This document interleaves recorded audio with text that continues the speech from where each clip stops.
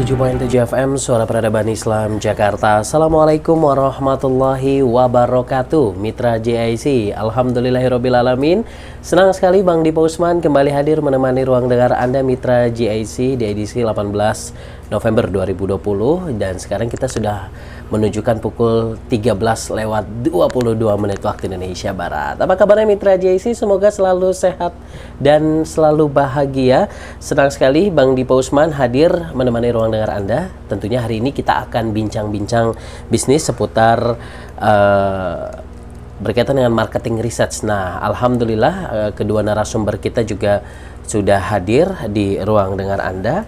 Yang pertama adalah Coach Wahyu dan Coach Ani yang tentunya sudah siap akan menggaungkan suara Mitra JIC di ruang dengar Anda. Assalamualaikum.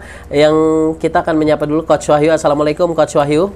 Waalaikumsalam warahmatullahi wabarakatuh. Iya, apa kabar Coach Wahyu? Sehat? Alhamdulillah siap. Iya, alhamdulillah. Senang sekali Bang Dipo bisa ketemu lagi dengan Coach Wahyu, dan satu lagi adalah Coach Ani. Assalamualaikum warahmatullahi wabarakatuh, Coach Ani. Waalaikumsalam warahmatullahi wabarakatuh. Iya, apa kabar? Alhamdulillah. Alhamdulillah. Baik. Senang banget ya. Hari ini kita bisa bersua bersama Mitra JIC di rumah ataupun yang saat ini sedang lagi di pekerjaan. Ini pas banget sekali karena memang di depan Jakarta Islamic Center-nya ada Pasar Koja. Nah, ini Pasar Koja ini banyak sekali mitra-mitra kita yang setia mendengarkan radio JIC. Kayaknya ini pas banget kalau kita bicara tentang marketing ataupun bagaimana penjualan yang baik ya agar senantiasa pasar itu rame dan pengunjung itu jangan sampai kabur dari toko kita. Nah, kita persilakan dulu untuk yang pertama adalah Coach Wahyu dulu ya. Coach Wahyu dulu. Coach Wahyu, hari ini kita bicara tentang apa? Oke, hari ini kita bicara mengenai research ya. Di sini kita nggak akan membahas research secara rumit. Kita akan menyampaikan bahwa riset itu fun. Iya. Riset itu fun, riset itu dibutuhkan oleh setiap semua bisnis, dan di situ tidak perlu harus berpikir secara terlalu rumit lah seperti itu. Ya, oke. Nanti kita akan bicara tentang betapa pentingnya riset bisnis tersebut ya. Betul. Dan ini pas banget kalau misalnya Mitra JIC yang saat ini sedang mendengarkan kita, ini betapa pentingnya riset ini bisa kita praktekkan dalam dunia nyata di dunia wirausaha. Nah, kita akan menyapa juga Coach Ani ya, karena memang Mitra JIC saat ini Coach Ani sedang bahagia banget ya dengan senyuman yang indah di siang hari ini. Coach Ani, hari ini kita bicara tentang riset bisnis. Nah, coba dong disampaikan di tema kita hari ini. Riset, betapa pentingnya riset bisnis itu seperti apa? Iya, betul. Jadi riset bisnis itu memang sangat penting ya bagi bisnis kita ya. Ini riset itu ibarat sebuah lampu ya, sebuah lampu kalau kita berkendara di malam hari, kita ini perlu lampu supaya kita ini jalannya terarah ya, supaya nggak nabrak-nabrak gitu, karena kalau malam hari kan gelap. Nah, riset ini adalah ibarat lampunya yang nanti akan menunjukkan ke arah mana kita nanti harus melangkah supaya tidak nabrak-nabrak, supaya kita ini tidak tersesat begitu. Ya, artinya riset di sini menjadi satu kayak semacam bengkel atau tempat rumah sakit gitu ya. Jadi ketika ada masalah-masalah, riset ini bisa menjadi solusi. Bisa jadi seperti itu. Jadi riset itu bisa menunjukkan arah kemana itu bagi yang misalkan belum ada masalah tapi masih mau menentukan langkah bisnisnya ke arah mana bisa. Tapi riset juga bisa sebagai solusi. Jadi kalau misalkan ada masalah, masalah ini kenapa ya penjualan saya ini terus menurun ya. Nah, masalahnya apa mungkin belum diketahui. Jadi dengan riset itu bisa diketahui, oh ternyata permasalahannya ada di sini. Kalau sudah tahu permasalahannya, kemudian bagaimana? Nah, dari data-data di riset itu nanti akan kelihatan nanti arahnya, berarti oh permasalahannya ternyata ada di sini, berarti solusinya harus begini. Oh ternyata masalahnya ada, misalnya masalahnya ada di daya beli. Di daya beli yang rendah, berarti nanti bagaimana menyikapinya supaya dagangan kita ini tetap laku dan bisa terjangkau oleh customer kita. Atau mungkin sebenarnya daya beli nggak ada masalah, tapi masalahnya ada di produk kita ternyata gitu kan. Nah, nanti berarti produk kita harus diapakan sesuai dengan minat customer supaya customer itu kembali lagi ke kita gitu. Oke. Artinya Mitra JC bahwa memang riset ini sekali lagi solusi bagi Mitra JC yang mungkin saat ini punya bisnis dan ini bisa memberikan efek positif bagi penjualan. Makanya penting banget riset bagi usaha kita begitu. Nah, kalau Coach Wahyu sendiri memandang riset bisnis itu seberapa penting itu? Sangat penting ya, Mas. Karena riset ini berfungsi sebagai bengkel juga bisa, sebagai kita dalam berbisnis juga bisa. Sebagai mapping lah. Mapping artinya dalam bertempur, kalau kita menganalogikan pertempuran itu, riset itu berfungsi sebagai peta di mana kita harus menentukan arah lawan, terus laju kita mendistribusikan produk kita ke arah mana, pergerakan pasukan ke arah mana, titik di mana kita harus menyerang musuh, titik di mana kita harus lari sembunyi. Itulah fungsi riset ya. Kita pada saat pra-bisnis itu kan jangan pada saat pasca bisnis ada masalah. Sebelum ada masalah pun riset itu diperlukan karena untuk meminimalkan risiko-risiko biaya yang mungkin timbul. Contohnya misalnya kita ingin membuka toko di satu daerah, di satu wilayah, jalan A. Kita lihat tokonya rame. Otomatis biasanya toko rame itu, wilayah rame itu bisa harga sewanya mahal. Setelah feeling kita bagus, kita coba buka usaha di situ. Ternyata di luar dugaan, karena kita nggak melakukan riset dulu, dalam waktu sebulan, 2 bulan, 3 bulan mungkin kita nggak mencapai penjualan yang diharapkan, sehingga kita rugi. Harga sewa mahal, pemasukan gak sebanding dengan harga sewa. Nah itulah, hal seperti itulah bisa diminimalkan oleh riset. Misalnya kalau kita mau melihat satu tempat ruko, misalnya di satu wilayah yang strategis, kata kita strategis, kita bisa lihat dulu di situ. Di situ karena jualan apa yang cocok dengan lokasi strategis itu. Kalau makanan, makanan kita lihat rukonya dulu, bersih atau tidak. Ya kan? Makanan kita bermerek atau tidak. Makan apa yang akan kita sajikan, target marketnya siapa, cocok gak wilayah itu dengan produk kita sendiri. Setelah itu lingkungannya, daya belinya, orang-orang ramai di situ rata-rata menggunakan apa, jalan kaki kah, motor, mobil, atau mobil umum. Itu kita kaji, itu kan riset. Artinya bisnis ini riset tidak harus menggunakan sesuatu yang rumit ya, disesuaikan dengan bisnis kita. Bisnis kita masih memulai startup atau masih kecil, ya kita menggunakan riset yang secara hipotesa, secara mengamati observasi ya, atau riset secara misalnya literatur melalui googling, itu tidak riset sebetulnya. Nah itu banyak belum diketahui oleh orang kalau itu sudah bukan riset, itu sebenarnya riset adalah.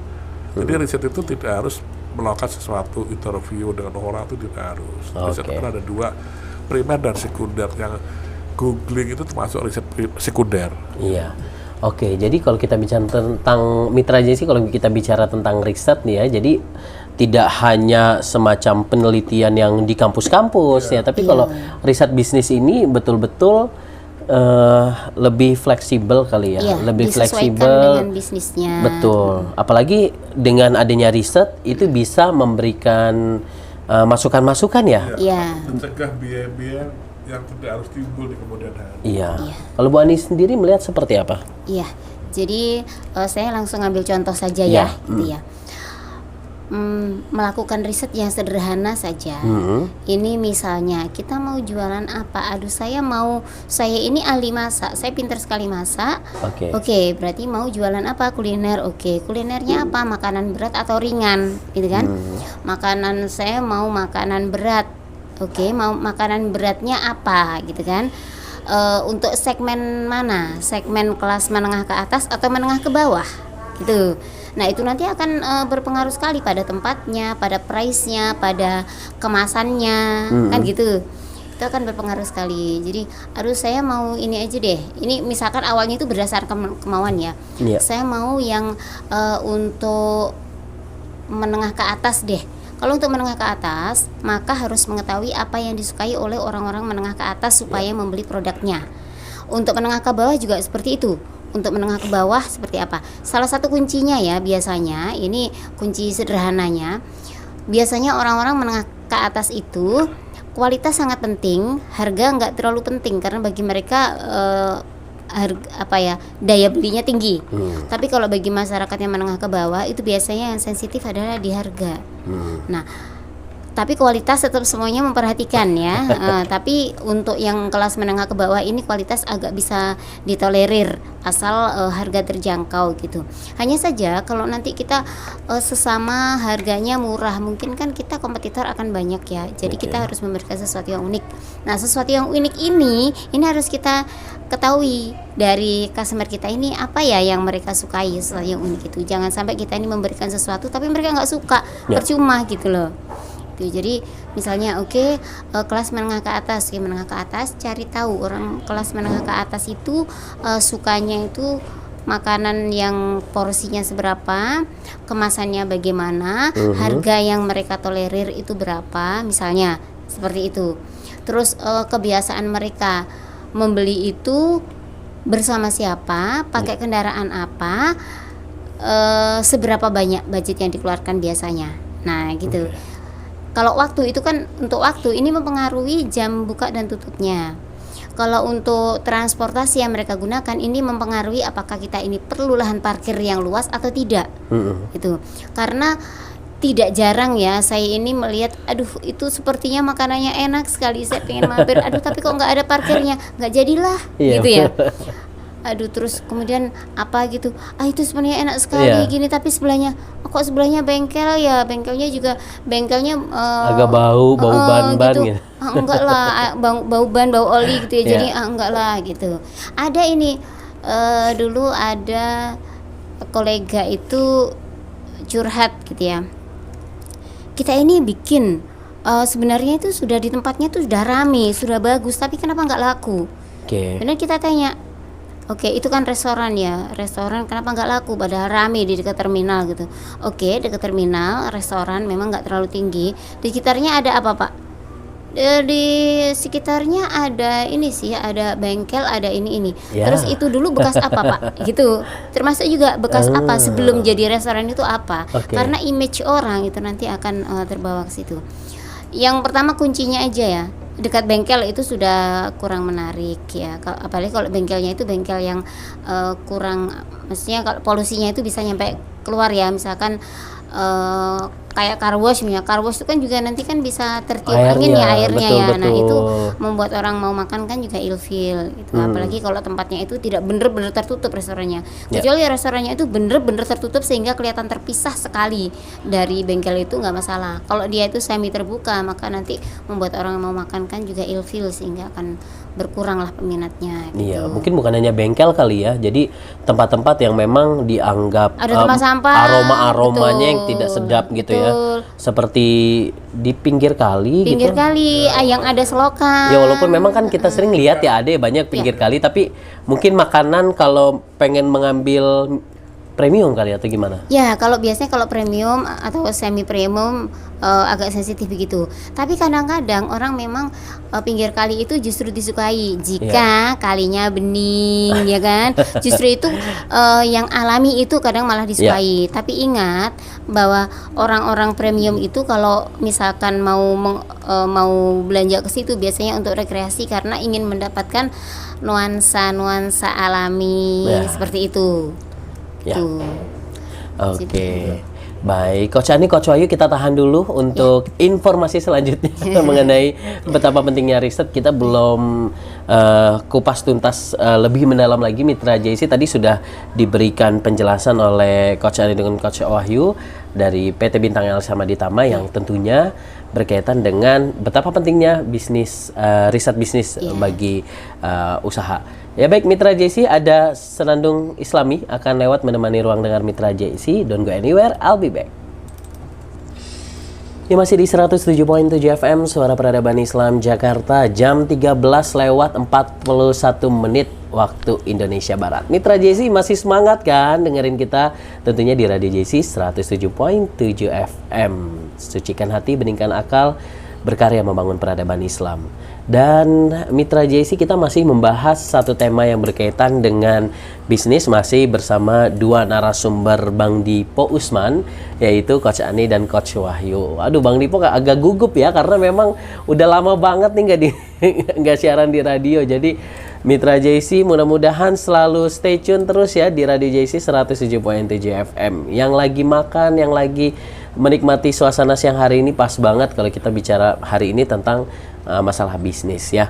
Nah, tadi kan sudah dijelasin ya sama Coach Ani dan Coach Wahyu nih berkaitan dengan betapa pentingnya riset bisnis bagi usaha ya, karena dari situ kita ketahuan tuh apakah tempat yang kita pilih itu benar atau strategi marketing yang kita lakukan itu sesuai dengan apa yang diharapkan begitu.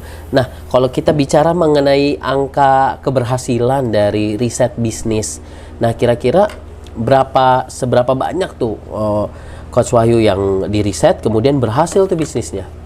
Oke.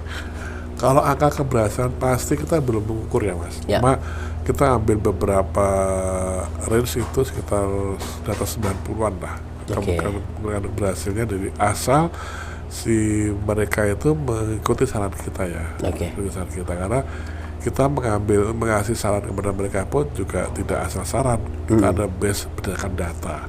Nanti kita lakukan riset, kemudian kita ambil data dari itu, kita analisa, dan kita akhirnya menyimpulkan saran-saran yang perlu dilakukan oleh klien adalah A, B, C, D, dan seterusnya. Ya.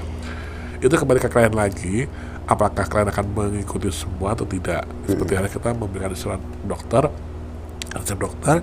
kita memberikan resep obat A, B, C, D, sampai seterusnya. Kembali ke pasien, apakah dia ingin tembus semuanya, tembus separuh, atau malah nggak dibeli sama sekali. Iya, artinya lembaga riset ini bukan memastikan usaha itu akan berhasil, tapi minimal bisa memberikan resep, memberikan obat agar ibarat kata obat bisa menyembuhkan dari masalah-masalah yang ada. Tapi kalau misalnya bisnis itu sukses begitu, apakah perlu di riset itu? Oh iya, harus riset tuh dari pra sampai jalan sampai pasca.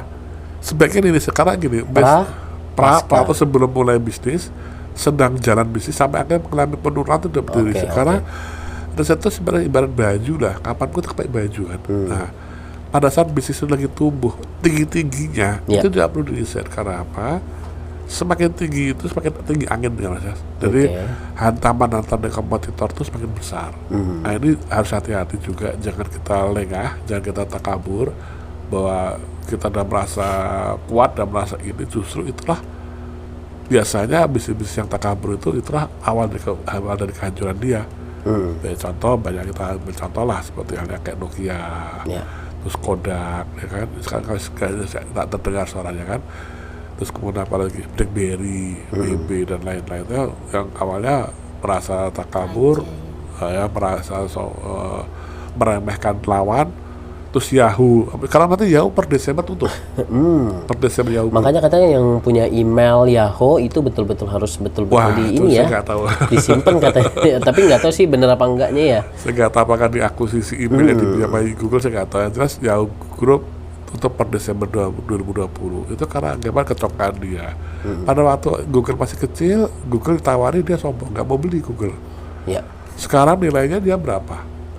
Di obral pun nggak laku. Nah, kita jadi harus tetap waspada, jangan kabur walaupun kita udah besar. Tetap waspada karena bisnis itu mudah sekali hancur, Mas. Kita bisa membangun bisnis bertahun-tahun, tapi menghancurkan bisnis bisa satu malam. Itu perlu diingat oleh semua para pengusaha apapun bisnisnya.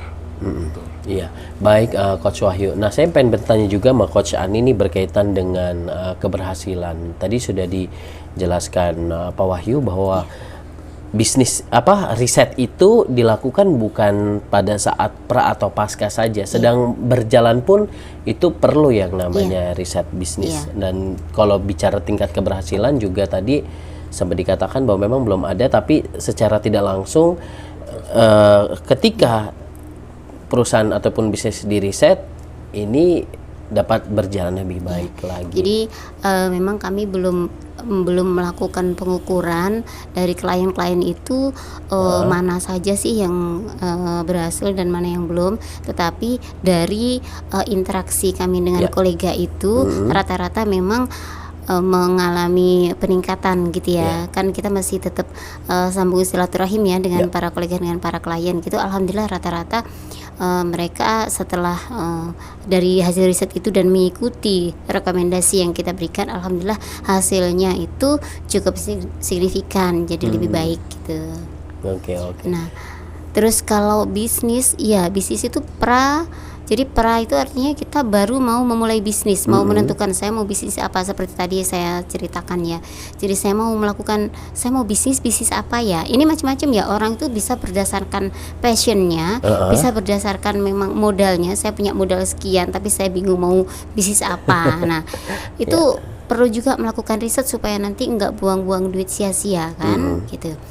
Riset apa yang sekarang ini lagi in, belum tentu yang sekarang in kemudian kita masuk itu langsung sukses, kan belum tentu. Makanya kan nanti perlu ada strategi untuk marketingnya. Nah, untuk menentukan strategi marketing itu diperlukan riset juga.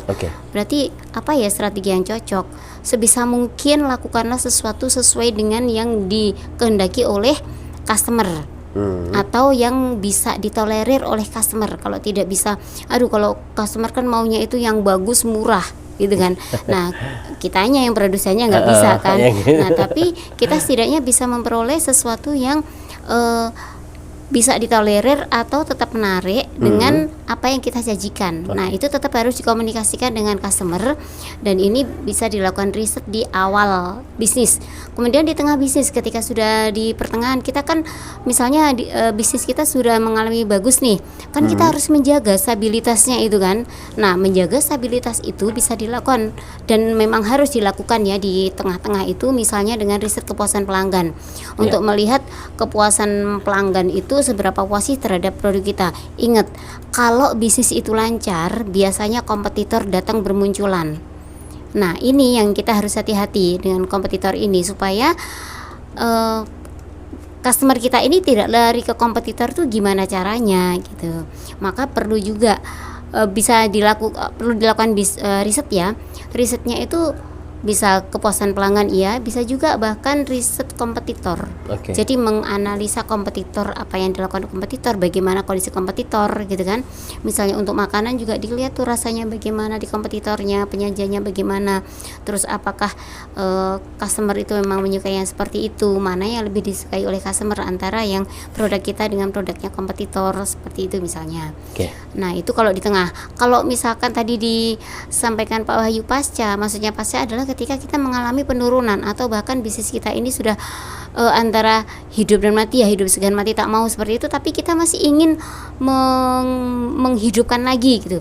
Itu bisa juga dilakukan riset. Artinya perusahaan ini perusahaan sakit, bisnis yang sakit, itu bisa riset ini menjadi seperti dokter ya. Nanti akan menganalisa sebenarnya permasalahannya ada di mana sih.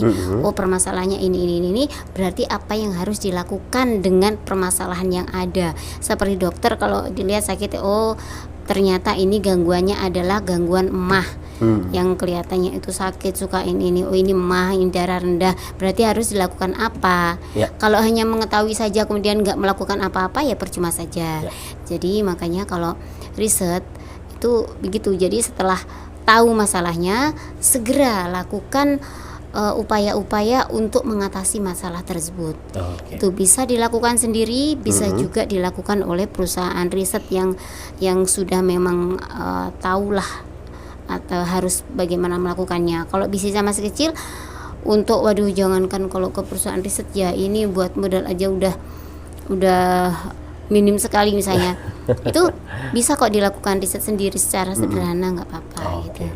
Iya, baik. Nah, ini juga sebenarnya untuk riset ini kembali kepada kita ya. Jadi artinya kalau memang misalnya usaha mitra JIC yang saat ini punya usaha pengen diriset, ini sangat amat baik ya untuk kedepannya, karena dari situ kita bisa mengetahui bagaimana untuk bisa mengukur kesuksesan, kemudian apakah ini pas tempatnya. Tapi mungkin gak sih ada hasil yang menyebutkan bahwa tidak layak untuk tempat usaha di sini gitu, atau udahlah stop aja nih usahanya gitu. Ada. Oh, Jadi sempat ada? gini, bukan seperti itu ya, tapi bentuknya waktu itu ada namanya feasibility study kita lakukan di Surabaya, Jogja dan Bali untuk suatu suatu bisnis ya waktu itu sebuah supermarket gitu ya.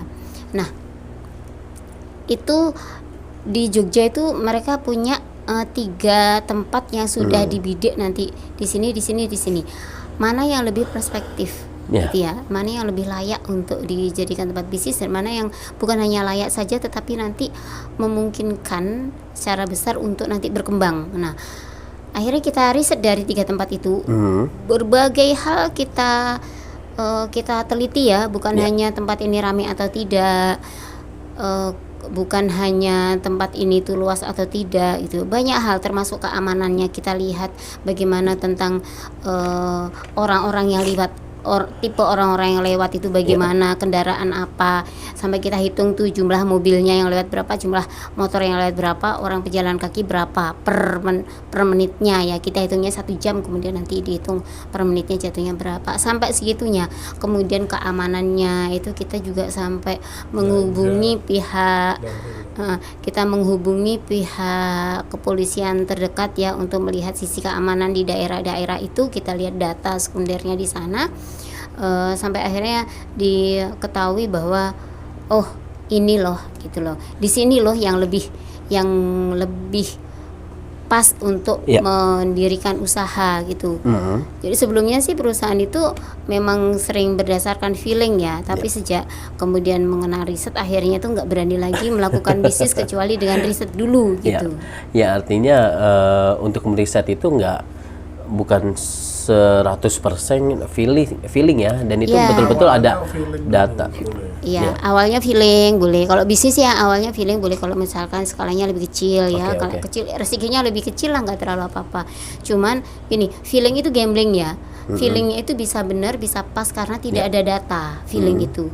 Tapi kalau mau data yang pasti, lakukanlah riset gitu. Karena feeling sifatnya gambling gitu. Oke. Pak Wahyu, terakhir boleh ditambahkan tadi apa yang sudah dijelaskan oleh Coach Ani mengenai masih berkaitan dengan tema kita hari ini, pentingnya riset bisnis bagi wirausaha. Tadi yang dikatakan Coach Ani benar ya, bahwa riset itu fungsi sebagai pelengkap juga pasca maupun tengah-tengah. Jadi dia tuh sebagai fungsi sebagai untuk meminimalkan, kalau saya meminimalkan risiko yang akan timbul di kemudian hari ya. Misalnya itu gagal. Tadi visibility study, jika nggak diadakan riset dulu, berapa tingkat kerugian yang akan diderita oleh pemilik bisnis. Kalau misalnya dia memilih order yang salah, sudah biaya sewanya dia keluar berapa duit ya kan, terus pembangunannya, renovasi segala macam, ternyata nggak sesuai dengan apa yang diharapkan. Itu perlu peran riset. Riset ke arah sekitar itu juga. Riset juga bisa masuk kalau kita mau masukin daerah tertentu ya kan. Kita mau masuk ke wilayah tertentu. Nah, kalau kita nggak meriset dulu kan begitu berbahayanya kan, kalau sampai nggak diterima oleh pasar. Kita udah kirim barang ke sana, ditolak oleh pasar. Kita di sana banyak premannya misalnya, banyak pungli-punglinya misalnya. Masuk juga mau ekspor, apalagi ekspor ya. Ekspor butuh birokrasi yang lebih panjang lagi, butuh surat-surat izin, butuh surat butuh ya lah birokrasi yang di setiap negara beda-beda. Itu harus riset dulu. Gak usah jauh-jauh lah, kita dalam memilih kos-kosan aja untuk kita sekolah kan itu riset juga kan.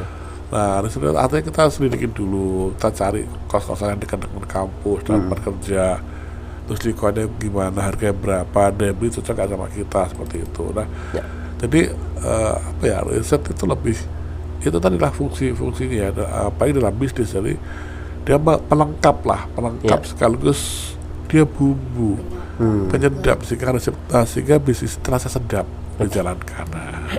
Iya baik. Ya karena dengan di riset itu ya bisa membuat ya ibarat kata bumbu bisa membuat enak makanan ya. Yang awalnya tadi tidak pakai garam, nah riset ini sebagai garamnya gitu. Iya, jadi Mitra JC, jadi kalau misalnya Mitra JC pengen konsultasi atau pengen ngobrol-ngobrol, sebenarnya boleh banget ya untuk Boleh bisa banget, langsung boleh datang aja ke Radio JC setiap hari Rabu di jam 9 sampai jam 10. Nanti kita akan hadir terus di program JC Business Coaching. Tapi alangkah baiknya untuk janjian dulu ya. Ya, boleh, Dan silakan, bisa langsung telepon di nomor Bank Dipo di 081215549288. Nanti Mitra JC bisa langsung konsultasi, dan nanti kita juga akan upload siaran kita juga di Radio JC di 107.7 FM. Baik, Coach Ani dan Coach Wahyu, terima kasih banyak sudah mampir ke Radio JC. Biasanya kita hanya di studio TV ya, tapi alhamdulillah kita di studio Radio JC. Bang Dipo juga agak lama banget nih nggak di radio, jadi agak kaku. Tapi Mitra JC tetap semangat ya dalam menjalankan aktivitas yang hari ini. Tetap selalu senyum, apalagi bentar lagi kita juga udah menuju jam pulang nih, jam 16.00 waktu Indonesia Barat bagi yang karyawan. Tapi bagi yang pebisnis kayaknya jam 2 udah ludes, udah udah selesai juga ya Mitra JC ya. Dan Mitra, saatnya Bang Dipo pamit undur diri. Insya Allah kita ketemu lagi di setiap hari Rabu dari jam 9 sampai jam 10, program JC Business Coaching dan program Muslim Planner Class Abdurrahman bin Auf angkatan ketiga. Saatnya Bang Dipo Usman mewakili seluruh kru yang bertugas undur diri. Billahi taufiq wal hidayah. Ada senandung fagetos, kuatkan aku, dan senada neo salawat untuk Mitra JC. Assalamualaikum warahmatullahi wabarakatuh.